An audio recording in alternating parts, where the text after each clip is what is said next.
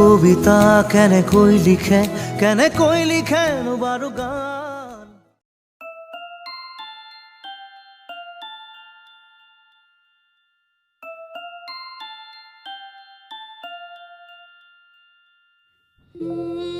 মা, পৃথিৱীৰ আটাইতকৈ সুন্দৰ আৰু বিশ্বাসযোগ্য সম্বন্ধটো মা।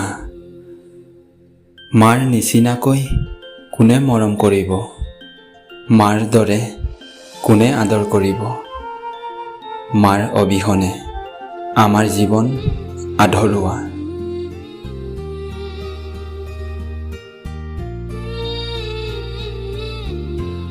মাৰ মৰমত জীপাল আমাৰ জীৱন, মাৰ আদৰ পাই বিশাল আমাৰ মন।